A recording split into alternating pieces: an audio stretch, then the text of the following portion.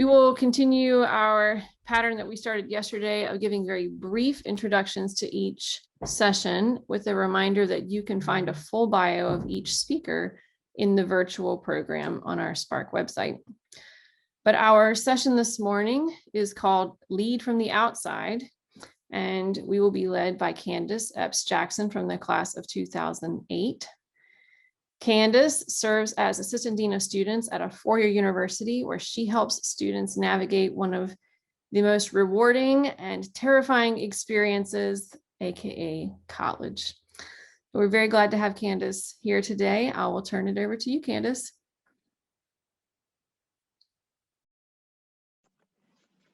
Good morning, everyone. I hope you all are able to hear me okay. If not, I am keeping my eyes on those of you who I can see, as well as on the chat. I'm so grateful that you all are taking a few minutes of your time out to join with us today. I'm going to share my screen. If you'll give me just a moment to share some slides, and then I'll jump right in.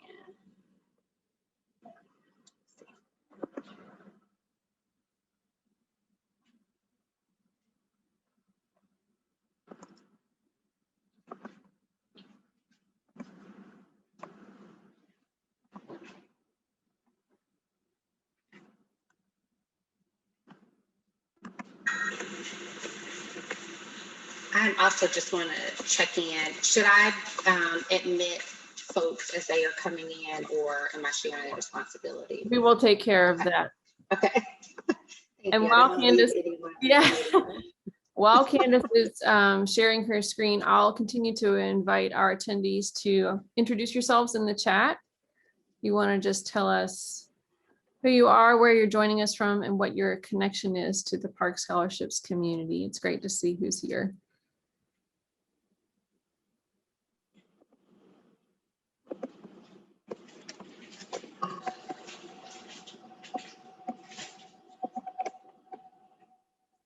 So my plan for sharing isn't quite going to work because I want to be able to see everybody. So I'm going to just do it another way through. That's okay. So give me just time. We're all living in this Zoom world. Yeah. Figure it out and have it figured out, and then it changes again because it's a new day and your computer decides it's a different day. Welcome to everyone joining us. You can see the range of geography represented here, all from freshmen on campus to alumni from South Carolina, Massachusetts. We have a student joining us from Connecticut and a parent in Connecticut, alum from California, and many other points. So welcome, welcome to everyone who's here.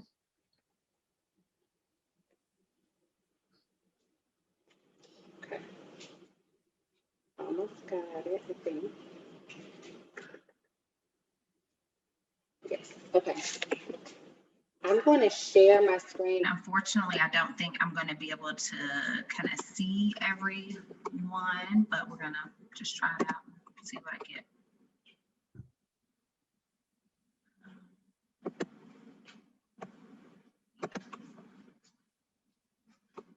Oh, that's perfect. I can still manage this. That's much better. So you all can see my screen, I hope? Yep, looks great. Awesome. So I just wanted to, I read a book recently by Stacey Abrams, and while this is certainly not a political kind of discussion, I gleaned so much from the text and my reflection on the text about my own leadership capabilities, my own professional and personal aspirations, and really felt like this would have been much more useful, 10, 15 years prior. And while I certainly can apply it to my life today, I felt as if this was something that I didn't want to keep to myself. And I have used it to shape some conversations that I've been having with students, with family members, and again, my own personal reflections. I hope that you all will also enjoy kind of some of the tenets and the discussion, and then there are a couple of activities that we will engage in as well throughout today's session. I really thought that in thinking about this session, I forgot I have a touch screen. And thinking about this session, I really thought that it would be great to center the conversation around people who have multiple intersecting marginalized social identities, right? And so if we start thinking about kind of finances, if we think about race, if we think about gender identity, if we think about just our access in general to kind of the inner circle, we may or may not identify as an outsider, okay? But I'm asking all of us to kind of try to take on what it might feel like, what it might be like to live on the outside, or to live kind of on the margins of society, right? To not belong to the dominant group. I know that that will differ depending upon kind of jobs that people have or the environments in which you have grown, but hopefully people will be able to identify as someone on the outside, because I also am going to spend some time talking about allyship as well. So I think this session will hopefully kind of attract anyone who's interested in leadership, who's interested in serving and being engaged in the community, but you'll hear me speaking specifically to people who may feel as if they're on the outside as well.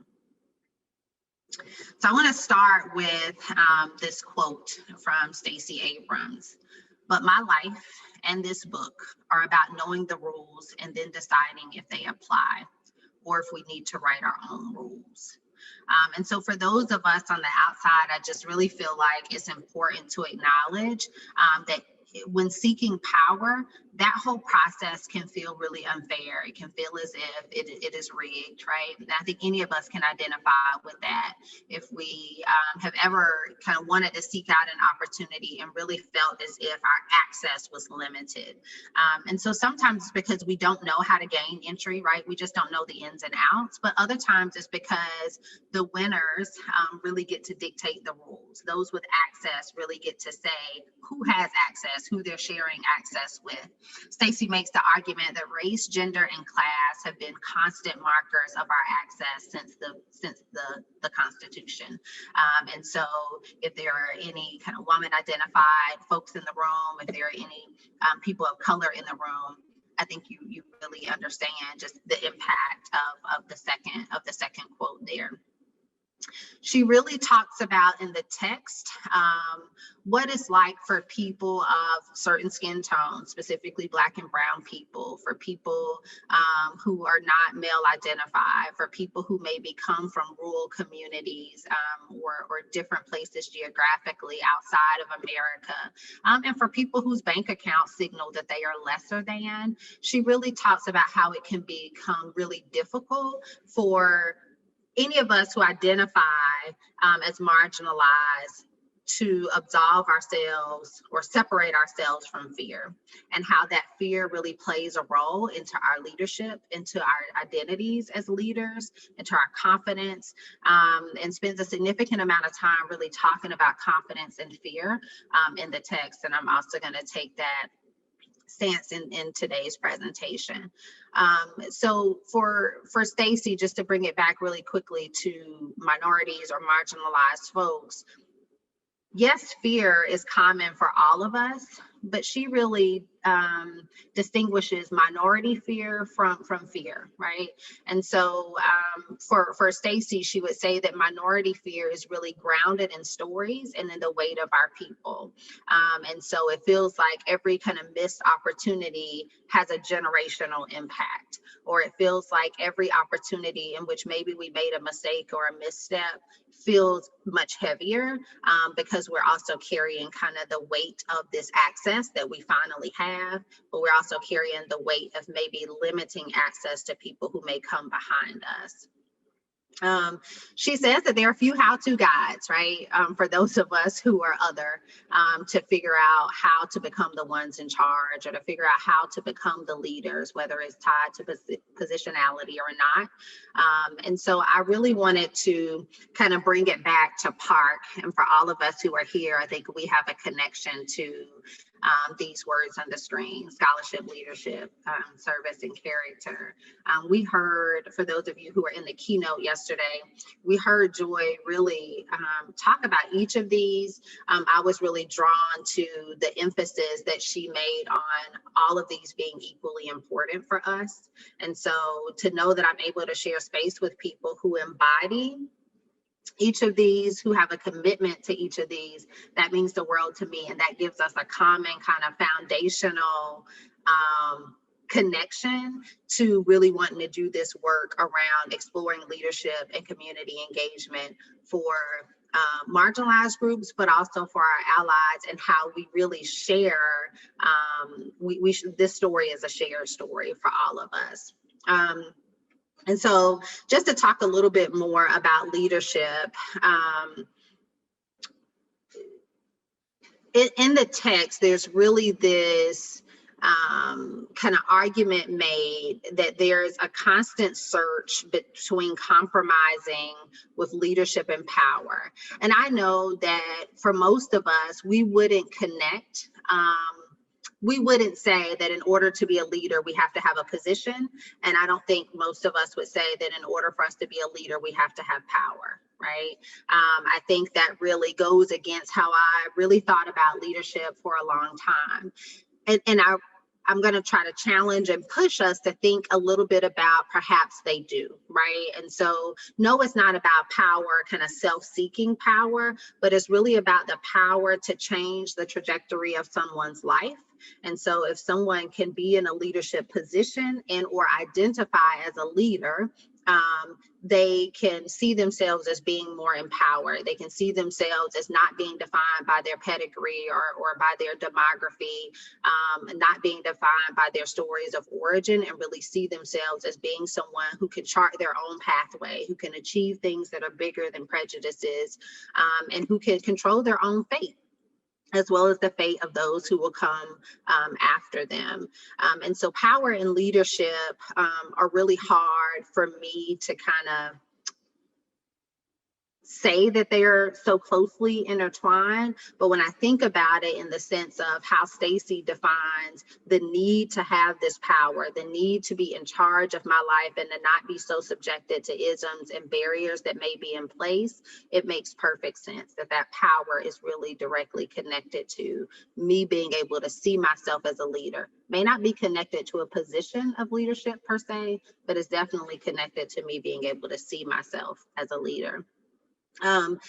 Then there's this piece that I think we've all heard, kind of what's our why? And so I just added in and our what. And so we have to know when we start thinking about trying to be a leader, or how we identify as a leader, or whether or not we even identify ourselves as a leader, we have to know what our hopes and our dreams are, but we also have to know what are the demands that either we placed on ourselves or others have placed on ourselves. Those demands might be requirements. They might be degree requirements. They might be requirements for promotion or professional evaluations, and they may just be internalized requirements that we have that we have heard, from others. But we have to really be mindful as to when we're thinking about our what and our why, how that connects to other people that we're serving. And so if we think about leadership from a community engaged stance, we have to think about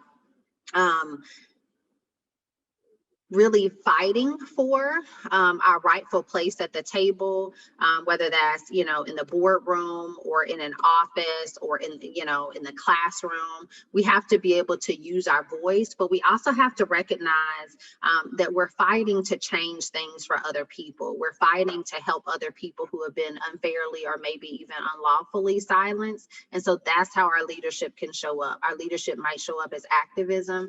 Our leadership might show up as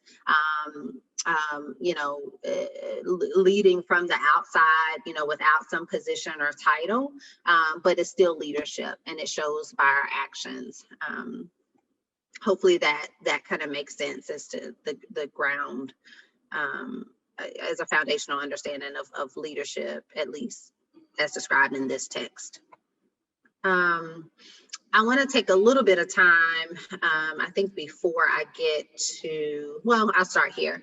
With false narratives, this part really stuck out to me in the text. And Stacey doesn't necessarily kind of label it as false narratives, but this is kind of how when I reflected on it, how it sums up for me. And that is that we really have to be careful with our aversion to failure, right? Failure is common. Failure is something that we should embrace, but we want to be careful and fall forward. We want to be careful to use our failures as learning opportunities, to use our failures as opportunities to kind of really reflect and remind ourselves that we're not the sum of all of our highs and all of our lows, or all of our successes and all of our failures. We're not defined by our GPAs. For those who are in undergrad or graduate school, we're not defined by the transcript. The resume, while definitely valid, it's not us, right? Although morbid, that's what a lot of my friends tell me. I tend to say that I really am seeking to live a life that's not reflected in my vita per se or my resume, but it's really, I really try to focus more on what would be in the obituary. What would people say about me at a memorial? How would people feel about the impact that I've had on their life? And if I put that at the fore, then that really, everything else falls into place. The opportunities that I see, the work that I do. And so there's this argument in the text that Stacey makes around how do we use fear to fuel us? How do we use fear to help us really overcome failures? And so she talks about there's a lot of fragility in being too private about our failures, right? Because when we're too private about our failures, we see them as being shameful. We don't share them with people. So we can't empower people, and we're definitely not being empowered by them. And she charges us to think about being transparent about those failures so that we can be liberated, so that we can be free from the shame, free from the guilt, free from any kind of so-called negative emotions that might be tied to failure, and really be authentic with ourselves and really seek power in recognizing that, hey, yes, I failed, but I learned from this. If we think about failure, right, we all know we've all failed, but I think we all have also encountered an opportunity in which we probably either talked ourselves out of it or was really close to talking ourselves out of even seeking that opportunity. Because we know that if we don't try, we can't fail, right? So in some ways it's really self-protective, but it doesn't help us. That failure, that not trying doesn't help us, right? We have to remind ourselves that failure isn't fatal. And that the more that we try, the more that we kind of take those nicks that may come to our self-confidence, the less debilitating, the less immobilizing fear can really be, and the more empowered we can become. For those who may be identified with a marginalized identity that I mentioned earlier, there's a quote that I want to share from the text that says, "We can't simply do this work by dismantling centuries of patriarchy, of racism, of classism, and of bigotry. No one has that kind of time," and I'll add that kind of energy as well, or emotional capacity. Stacey says instead we have to hack that system. We have to hack the system of isms, the system of dominance that maybe we don't belong to. We have to figure out what are the back doors? How do we overwhelm this system? How do we still allow ourselves to have access that maybe we haven't had in the past? And she considers that a really call to arms, right? So, there's this language, this strong language around a call to arms or fighting for, right, power and what's yours and access. And that language really, I think, is important for people who have really not felt empowered, who have not felt as if they belong, to really see that as something that they can really take hold of and that they can have access to. Also, for the same group, there's this idea of the role of tokenism, and I don't think I really need to go into the definition there, but there's this added weight of being a token if you are the only one of something, right? Or one of few in an environment. And so if we think about that, it can be really difficult. It can really make fear even more immobilizing, even more damaging, because I don't want to act, right? I don't want to try if I'm going to fail and make everyone else who may identify like me or who may look similarly to me, I don't want to make them look bad. I don't want to mess up opportunities for people who may come after me. And so there's a lot of pressure there, which again makes fear more immobilizing, more damaging, more destructive. And so it's important to be mindful that if we avoid that responsibility of taking on opportunity, then we're really shortchanging other people as well. There's a story that she shares that I'm sure many of you may have heard as well about cats, right? There were some scientific experiments and cats were in this enclosed area and they were given a shock if they tried to leave the area, right? The area was closed off. And if they tried to leave or if they got close to the barrier, a shock was administered. And so the cats learned, of course, to stay away from the barrier, right? To avoid the shock. Well, eventually the researchers removed the barrier, right? And so the cats couldn't be shot, but the cats were immobilized by fear and by memory. So for them, they weren't going to come near the exit, right? They weren't going to free themselves because of fear and because of memory.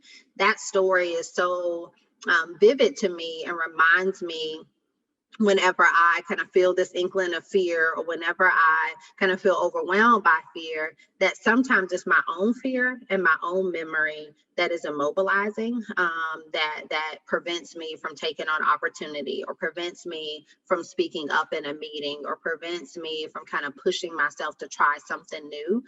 So sometimes it's not about limited access. Sometimes it is about our own fear and our own memory. And internalized messages that may keep us from moving forward. Let's see. I want to talk a little bit about ambition, and then I have two activities that I'd like to ask people just to try. You won't be able to get the full impact, I don't think, of either activity. I sat with each of them for 30 minutes or more my first time, and of course we don't have that kind of time, but I would like to introduce them. They're also free online. I read, I guess, the second version of the text, but they are free online just under a different title, and I'm going to share that with you all so everyone has the PDF for that. But to talk a little bit about ambition and how that connects to both leadership and community engagement. Stacey makes the case that while yes, fear is very present, right? While fear is a very valid emotion, as all of them are, we really can't get around the need to take action, right? We can't sit in a place of inaction. We have to just do it. Whatever those goals are, whatever those dreams and ambitions are, we really have to just do it. But there's really an important message here to keep in mind that this ambition for many people can feel like a luxury, right? And so if I think about my own experience as a PARC scholar, while I was really grateful to know that my education was being paid for, that I had all these wonderful opportunities to grow personally as well as a scholar, ambition really felt like a luxury at times, because there were often times when I thought, well, how can I really thrive if I'm really just trying to live, right? Or how can people really focus on living when they're just trying to survive, right? This idea that I can be greater is really stifled by unmet needs maybe that someone has at any level kind of Maslow's hierarchy, if we think about particularly those needs at the kind of base levels, right? Those basic needs, those needs, the needs for our emotional needs to be met. How can we really focus on ambition if we have unmet needs in those other areas? And so it's really important to combat all the isms, right? Whatever isms you are subjected to. And I always argue that everyone, whether you identify as a marginalized or minoritized group or not, we are all subjected to some isms in society. And so we have to be really mindful to combat those isms, to combat whatever messages may be coming at us and deterring us, or leading to dreams deferred or inaction.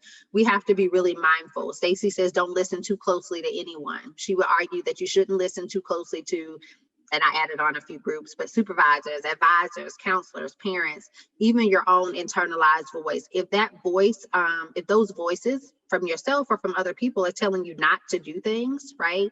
Or they're not aligning with your what and your why, we really should not listen to those voices. We really should set our sights on what it is that we want and then be willing to do that, right? And be proactive. She argues that if we idle too long, of course, we can become complacent. And I always say that complacency is a dream killer. At the very minimum, it's a dream obstructor and prevents us from really taking action. So we should dream, we should imagine, we should always think of what, you know, the greatest that we want to accomplish. But it's also really important for us to take stock, or inventory of our own capacity, of our own resources, tools. What do we have and what do we still need? For those who are current PARC scholars, I really encourage you to really think about what are your goals and what are the barriers that may be in place, and what are all the things that you need to bypass those barriers? What are all the tools that you need, maybe the education or training or access, right? And to really start thinking carefully around who is it that at NC State who can help me to bypass these barriers and to gain access? Who is it at NC State that may have access to other people who would be willing to help me? And to push yourself to really start having those conversations, to be resilient in the face of adversity, to be resilient in the face of kind of turmoil or even national crises, which we've all experienced well over a year, not just with the pandemic, but with racial injustices as well. To really keep that ambition at the core. Yes, you may be still trying to live and thrive and survive, and also still hold on to those dreams tightly, protect them, and push forward in trying to accomplish those. I'm going to stop there because I realize that we're about halfway through, and I really want to give some opportunity to semi-digest some of what I'm saying around leadership and around ambition before we get into taking on opportunities and a couple other things that Stacey kind of talks about in the text. I also am aware that I see a couple of things in the chat that I haven't attended to. So I'm going to circle here first and then I'll go to the activities. Eva says, I tell the freshmen at our freshman retreat, yeah, right from the start, if you're not failing, you're not taking enough risk.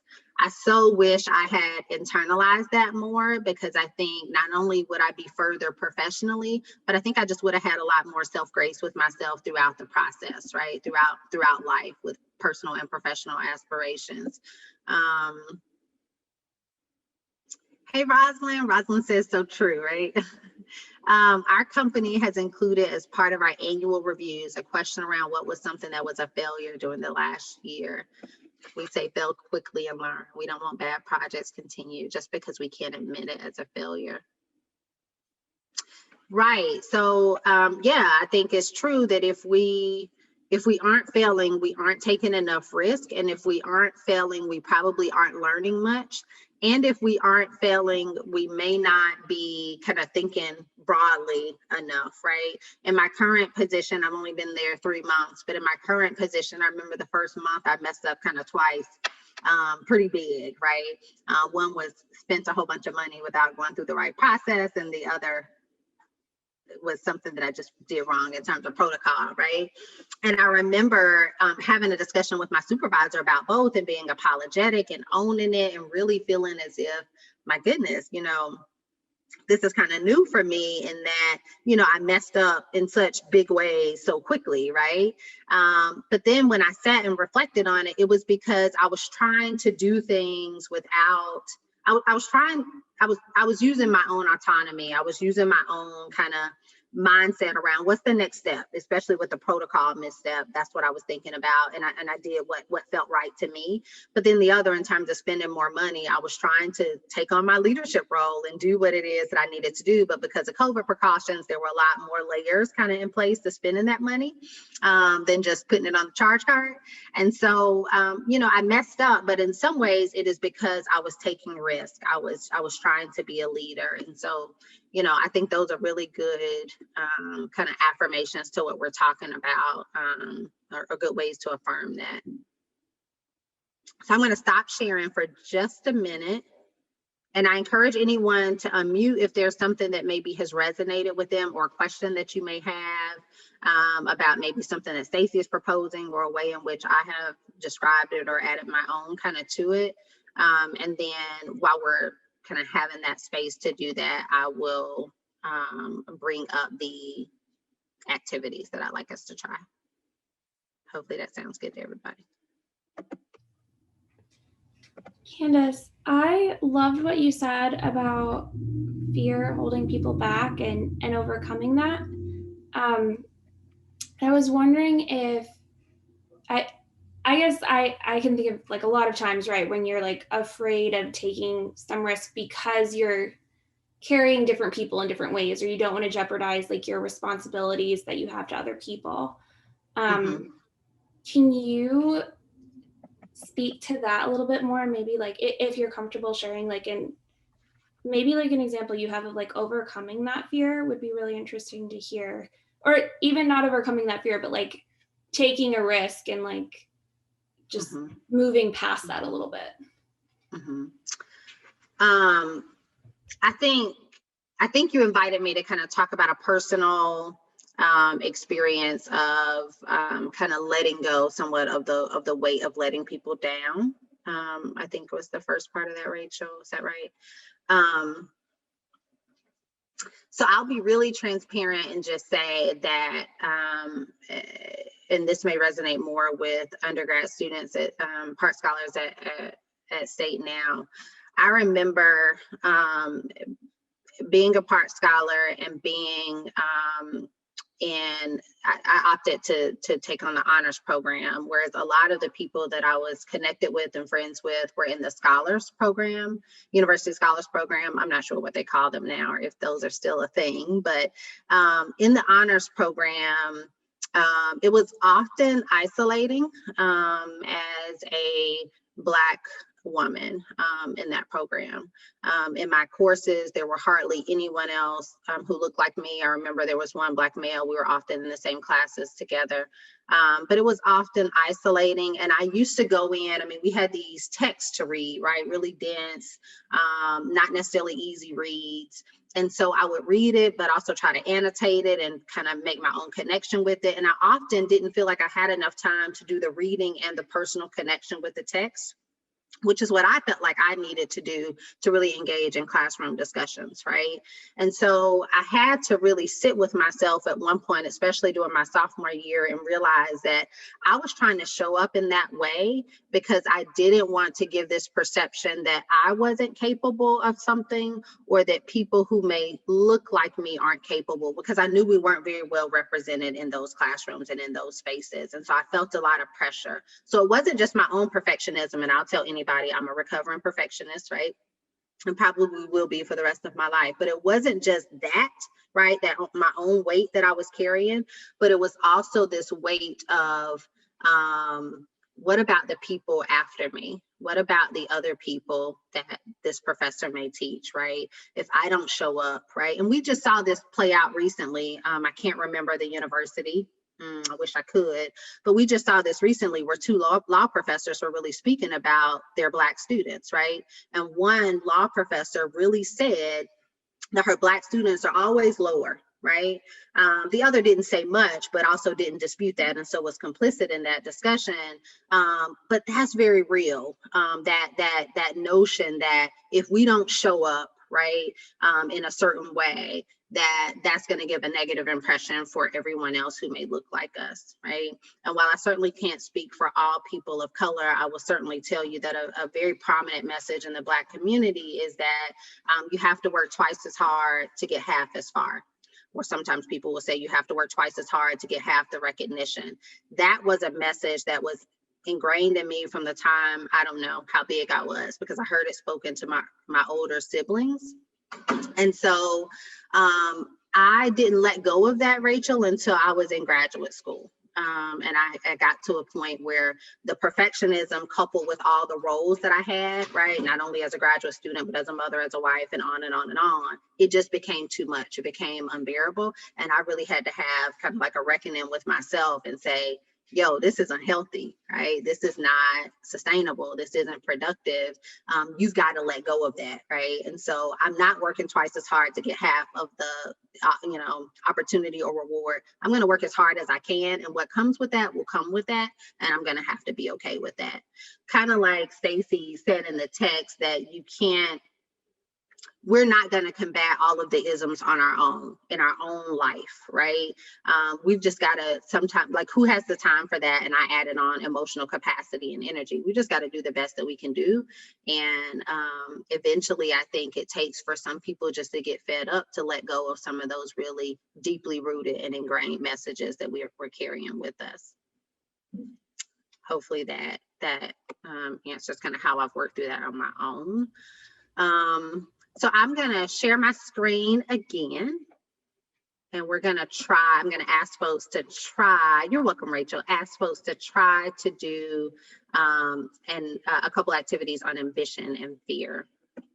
Again, I don't think you'll really get the full experience now because we won't have that much time to do it, but give me just a minute.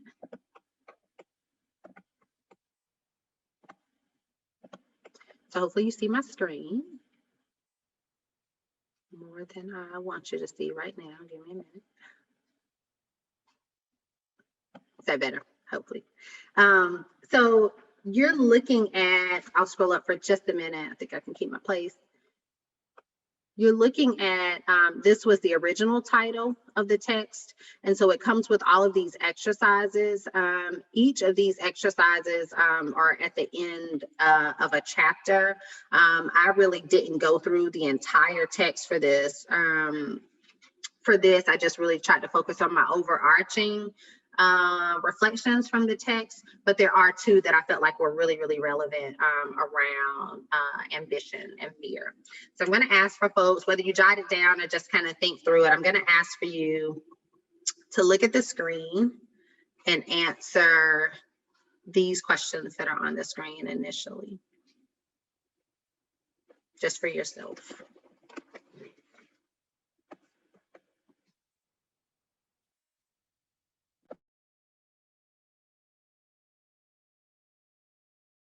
So what would you do if you had unlimited money? If you could do any 5 things for the rest of your life, what would they be?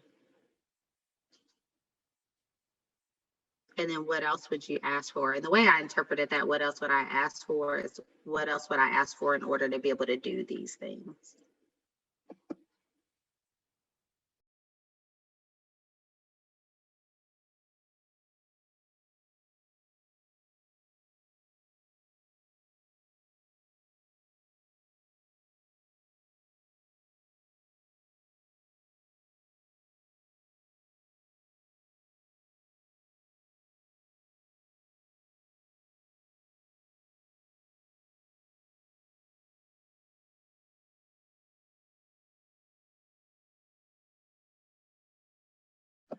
So I'm not going to ask for you all to do this part, but I think if this were to speak to you, if you're at kind of a point in your career or either in your academic trajectory in which you're kind of thinking about your plans at this point, I think this is a good activity to follow up on. One of the things I will share around how this fits with kind of these dreams and aspirations that I've spoken about and ambition, and as Stacey calls it, the dare to want more, is we oftentimes some of us have been subjected to kind of prescribed goals based off of people maybe that we admired or messages that we were told around what we should and could do and be. And so sometimes if we're just taking kind of the people that we admire, sometimes, you'll hear a lot of little kids say they want to be a doctor because of someone, right? And so, and then we reward that and we reinforce that idea, that goal of theirs. But it's really important to keep in mind, is it that they maybe want to be a doctor because they admire that work? Or do they admire the way that that person works and the way that person is, right? Is it more about the person or the career? And so, in speaking with a student recently, they talked about kind of shifting from one career field to another because it was less about the career field. It was more about the person that they admired and the way in which they treated people and the values that they embodied. And so that helped them to kind of really shift to creating a goal that was more aligned with their own kind of personal whys and what's. So I'm gonna stop there and scroll down to the fear activity. And this is after our chapter on fear. And so the only one that I want us to focus on right now is why I'm awesome. So what are your best traits? How do those traits show up in your work, in any work? And why do you admire that trait? So not necessarily what others say about it, but why do you admire it?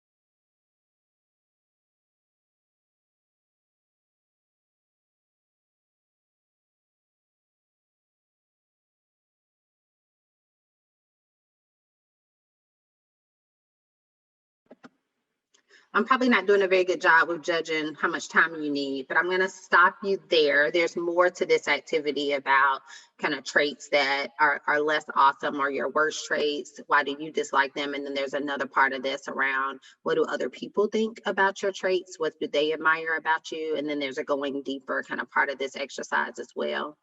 The final thing I'm going to ask for everyone to try for just a minute. I don't know if the group has done SWOT analyses. I'm sure some of us have, but a SWOT, S-W-O-T, is really looking at what are our strengths. And we oftentimes do this in terms of organizations, but if we're doing it personally, what are our own strengths? What are our own kind of weaknesses or areas for growth? What are some opportunities that we may have to be able to kind of take advantage of those strengths or areas for growth? And then what are some threats? And those threats could be threats that we pose to ourselves, like maybe giving in to fear. But they also may be more systemic kind of level threats, societal level threats that we may perceive as well. So if you were thinking about, if you're engaging in this activity, thinking about your strengths, thinking about your areas for growth, I don't like to call them weaknesses, that's the counselor in me, but weaknesses, opportunities to be able to overcome those, to be able to kind of act out on those strengths or use those strengths to overcome those weaknesses, and then any threats that may be posed to you. Maybe that you pose to yourself or that others pose to you. So again, I'm going to stop sharing for just a minute and invite people, thank you, Dana, invite people to maybe share something that in writing you was maybe novel for you, or maybe it wasn't novel, but you've thought about it in a different way, or you thought about the way in which you might use that kind of knowledge in a different way. So feel free to unmute and just chime in.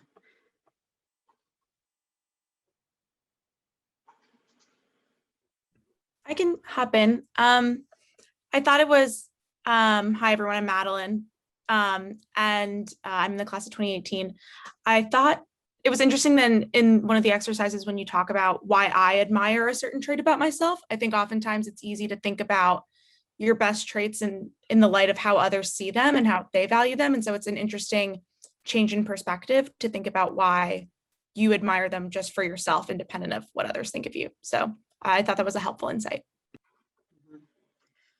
Yeah, Madeline, I think that attests to the power of others' words on us. So, right, the power of someone else seeing a strength in us, but also the power of when someone else perceives a weakness or perceives, you know, something, you know, a negative kind of trait, right? The power of that, the power of other folks' words and perceptions.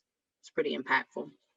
Ellen said something in the chat around having a deeply conditioned internal block of viewing asking for help as a weakness.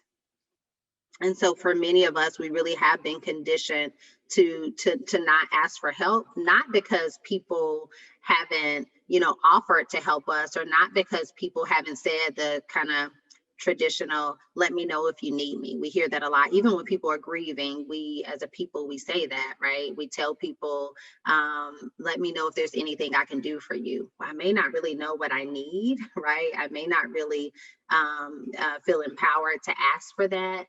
So we really put people in a position of asking for help, sometimes when they don't even know what they need, or when they don't feel like it's appropriate to do so. Stacey talks about that in the text and really says that for people from marginalized groups, you have to be really strategic about who you ask for help.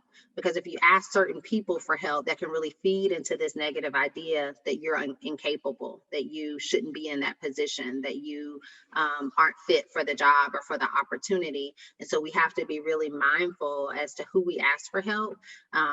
But I agree that we've got to figure out a way to ask for help when we need it, and see that not as a weakness, but as an opportunity to meet some unmet need that we have, or to grow and get better, whatever it is that we're seeking. Thanks for that, Ellen. Anybody else want to chime in? And thank you, Madeline.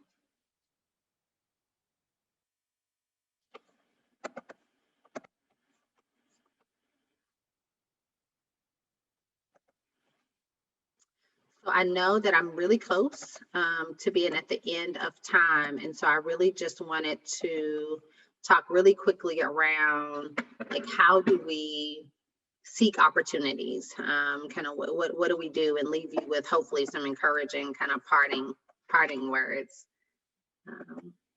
Give me just a minute to share one more time.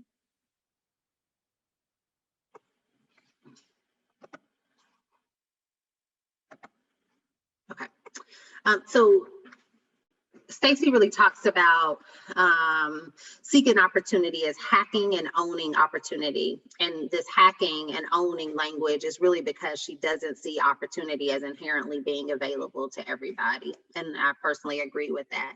And so it's important to identify opportunities that may be available for us, while still wrestling with this notion that we don't have unlimited access. And so without access, we know that it's really hard to seek opportunity if we don't even have access. If you're not part of an inner circle where information is shared about access or opportunities, you know, how do I gain access? How do I get in the door, right? How do I know about options that may be available? She talks about this like to hire phenomenon has been really endemic to our society. We tend to hire like people, or we tend to kind of have profiles of the right type of student, right? What does the GPA need to be? What types of kind of community engagement should they have been involved in? And so for some people, it makes it really hard if you don't see yourself as being able to fit that profile, to feel like you have access to opportunity. But she also challenges us to think about, LinkedIn, right? That we're just a few degrees separated from opportunity or from people. And so if you all are on LinkedIn, there are oftentimes people that I'm looking at from afar that's like, man, that's an ideal kind of 3 to 5 year goal of mine. But I'm not connected to this person, but I see that we have a mutual connection, right? And so it's really important for us to keep in mind that while we may not see ourselves as having access, we may be just a few degrees separated from us. It could be a professor that makes a connection for us. Joy talked about that yesterday. It could be someone who opens up their network to us, right? Because they believe in us, because they trust in us. And so we really want to take advantage of that and realize that that we can have access, right? We just have to be strategic. And so Stacey says the opportunistic can mean opportunity. And so when we're thinking about taking on opportunities or being opportunistic, we're really thinking about opening the doors for ourselves, but we're also thinking about how do we engage in the community in a way that fits for us. How do we use our talents? How do we use our own strengths? How do we use our own access that we've been afforded, that we have acquired to help ourselves, to help other people, right? To be engaged and to help other people. How do we cultivate relationships with people who have information and are frequently ignored? And so when I was listening to Joy's talk yesterday, and she talked about how she gave the talk in front of a group of people who, you may not have thought that they may have understood what she was talking about. They weren't people in kind of the professional or academic roles, but they stood there, they applauded her, they listened, they gave her the audience she was seeking, and they clapped. And some even said, I could follow you, right? And so if we think about kind of paying close attention to people who we may not really consider to be in positions of power, or who may be frequently ignored, I think we will recognize that we have a lot more people cheering us on than we might realize, right? Some of those people might be housekeepers in your residence hall. They might be people in the dining hall. They may be, for me, when I was in graduate school, they were the housekeepers in the residence hall that I managed, right? They were the women that I went out and I spoke with, and they encouraged me and poured into me, and believed in me in a way in which I didn't know just by passing them, just by saying hi, right? I didn't recognize that they saw me as being able to take on opportunities that they had not been. And they encouraged me and really fueled my desire to do more and to do better and to keep pushing. And so it's, taking advantage of opportunities can seem really scary, right? Stacey connects it. I think she used the metaphor of a rickety ladder, right? It can seem we're trying to access greater heights, but we can feel really unstable in trying to do so. But we know that when we doubt ourselves into inaction, we can become paralyzed. And inaction, that fear, while it feels like a security blanket, it can really be immobilizing for us. We've already done the SWOT analysis. I will only say a little bit about legacies, and that is that both for allies and for people who are here who may not have seen themselves as being in positions of power, we have to begin to see ourselves as being able to create a legacy and open doors for other people. And for other people who may have felt like those doors are already open for them, I challenge you to consider, how can you leave it open for someone else? How can you help someone else to be able to have the access that maybe you have? Because that's allyship, right? That helps people to know that they too can reach the highest heights and go as far as their goals kind of allow them, versus isms, right? Or other obstructions. I will just say really quickly that Stacey talks about education in the text. I didn't talk about much about education. She also talks about money and the ways in which the lack of money limit many people who oftentimes have lofty dreams. So I didn't talk much about that, but I will leave you with one quote before I quickly finish, and that is that I'll just read it exactly as she says it. I won't try to paraphrase. You can change your fate, and you can do so radically. Know what you want and then want more. Self-doubt is vicious and corrosive, transmitting internalized messages that say we lack something essential for true success. These messages can be tricky and subtle. They can take the form of seemingly logical interior dialogues, but they convince us that we're not enough. Sometimes without our realizing, we've talked ourselves out of even wanting to achieve more. And so as you move forward, I hope that you all will consider trying some of the activities. You don't have to read the text to do the activities, right? And to gain a lot from those reflection activities, but I encourage you to dig into your own plans, to question yourself, reflect, and to push yourself even further. I know that we have all struggled with fear in some way, and so hopefully this will help us as we move forward. Eva, is it okay if I just stop here? Yes. That sounds great. I can turn off the screen share so that we can all see you and see each other. And let's thank Candice so much for sharing these thoughts and inspiring us with your thoughts and with Stacey Abrams' thoughts. I'm really, really grateful. You've given us a whole lot to think about. I think we probably, I don't know if I'm ambitious. Well, we have 120 seconds. If anybody has one burning question you want to throw out there for Candice, we might be able to squeeze in one before we go. I'll create space for that real fast if you do.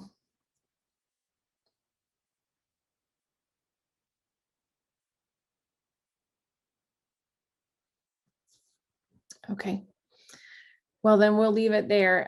Thank you for that inspiration for all of us to think about how we lead and how we empower others to lead.